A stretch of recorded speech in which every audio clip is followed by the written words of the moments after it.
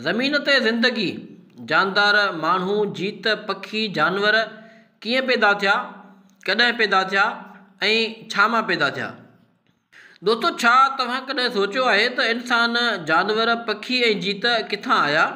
धरतीअ ते ज़िंदगी कॾहिं ऐं कीअं शुरू थी? अचो अॼु उन साइंसी ऐं तारीख़ी जवाब खे ॾिसूं। लॻभॻि 4.5 अरब साल अॻु धरती हिकु बाहि वांगुरु ॻाढ़ी गोली हुई। न पाणी हुयो, न हवा हुई, न ज़िंदगी।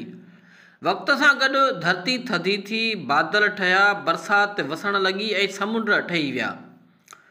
समुंडनि जे पाणीअ में कीमियाई मादा गॾु थिया ऐं कुदरती अमल सां हिकु नंढड़ो खलियो, यानी जंहिंखे असां सेल था चऊं, उहो ठहियो। उहो ई असुल में पहिरियों जानदार हुयो जेको पाण खे वरजाए सघे पियो, यानी हिकु ख़तमु पियो थिए त वरी उन मां ई ॿियो ठहे पियो। उहो वक़्तु लॻभॻि 3.5 अरब साल अॻु जो हुयो, यानी ज़िंदगीअ जी शुरूआति हुई। सादनि खलियनि मां आहिस्ते आहिस्ते पेचीदा जानदार पैदा थिया। पहिरियां सामूंडी अलजाई, पोइ मच्छियूं, पोइ पाणीअ मां ॿाहिरि निकिरंदड़ जानदार ऐं पोइ ख़ुश्कीअ ते रहण वारा जानवर पैदा थिया। डायनासॉर्स जे बारे में तव्हां ज़रूरु ॿुधो हूंदो। दोस्तो, डायनासॉर धरतीअ ते लॻभॻि 20 करोड़ साल हुक्मरानी कई। उन्हनि मां ई कुझु जानदार वक़्त सां गॾु पखी बणिजी विया। कुदरत कंहिंखे ख़तमु नथी करे, पर नई सूरत में तब्दील करे थी। उहो ई इर्तिका यानी इवोल्यूशन आहे।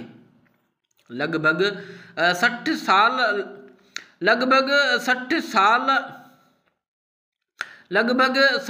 लख साल अॻु अफ्रीका में बंदर जहिड़ा जानदार रहंदा हुआ। उन्हनि मां कुझु सिधो हलणु लॻा, हथनि सां औज़ार ठाहिण लॻा ऐं ॻाल्हाइणु सिखियो।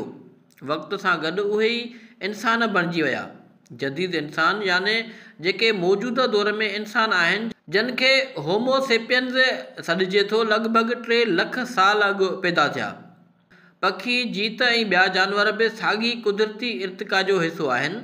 उन्हनि सभिनी जो DNA हिक ॿिए सां काफ़ी हद ताईं हिकु जहिड़ो आहे, जेको ॾेखारे थो त सभु ज़िंदगी हिक ई माख़ुज़ मां पैदा थी आहे। ज़िंदगी हिकु अजीब ऐं ख़ूबसूरत तोहफ़ो आहे, जेको अरबे सालनि जी इर्तिका जो नतीजो आहे। असां सभु माण्हू, जानवर, पखी ऐं जीत धरतीअ जी हिकु वॾी कहाणीअ जा किरदार आहियूं। दोस्तो, इन खां पहिरियों असां तव्हांखे ॿुधाए चुका आहियूं त ही कहकशां सयारा, सितारा, सिज ऐं चंड कीअं पैदा थिया।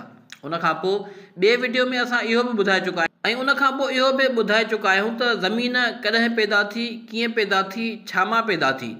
अॼु जो मौज़ू आहे त ज़मीन ते ज़िंदगीअ जी शुरूआति ऐं इर्तिका कॾहिं ऐं किथां खां थी। दोस्तो, गुज़ारिश कंदासीं त जेकॾहिं तव्हांखे वीडियो पसंदि आई हुजे त वीडियो खे लाइक कंदा, शेयर कंदा ऐं YouTube चैनल खे सब्सक्राइब ज़रूरु कंदा।